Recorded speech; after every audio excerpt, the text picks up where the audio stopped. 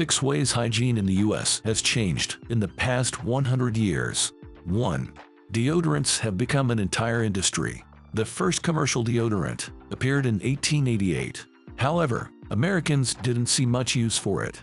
Things changed forever in the 1920s. Odorono, an early deodorant company, launched a campaign.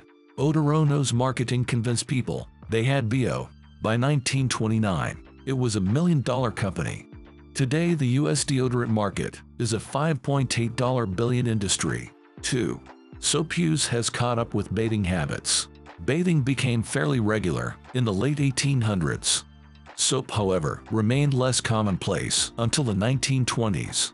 Soap companies found that consumers needed convincing. Most Americans used so-called cosmetic cleansers. They would bathe with cold cream instead of soap.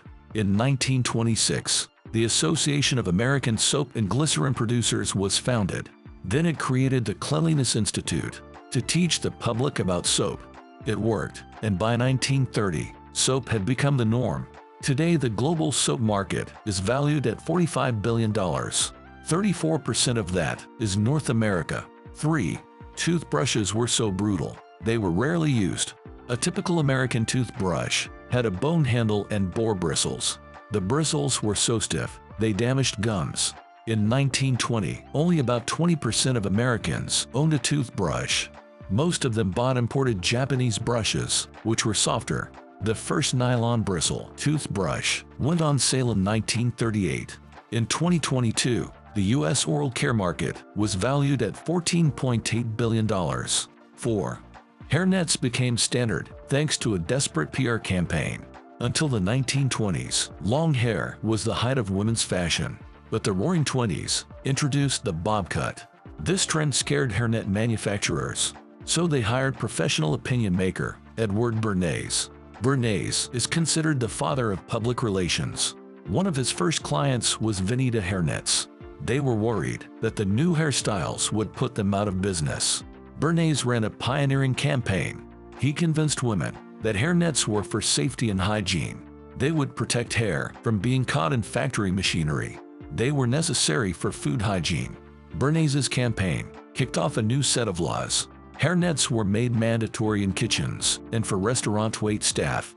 Today, Americans take them for granted. 5. Liquid shampoo was a newfangled foreign invention. 100 years ago, Americans used shampoo bars. They were essentially soap bars with added ingredients. A common alternative was using regular soap for shampoo, but that tended to leave a weird film. People normally washed their hair once every few weeks. In 1927, German chemist Hans Schwarzkopf invented liquid shampoo, but it didn't become commonplace in America until the 1930s. Today, some people are rediscovering shampoo bars. It's a way to cut down on plastic. 6. Kotex revolutionized female hygiene. Periods were to be subject in the 1920s. Disposable pads had already been invented, but those pads were used for treating wounds. The pads were manufactured by Kimberly-Clark. Nurses in hospitals started using them during periods. Kimberly-Clark took notice and introduced Kotex in 1921. A massive marketing campaign followed. "Ask for them by name" was the slogan. It worked, and soon reusable pads were forgotten.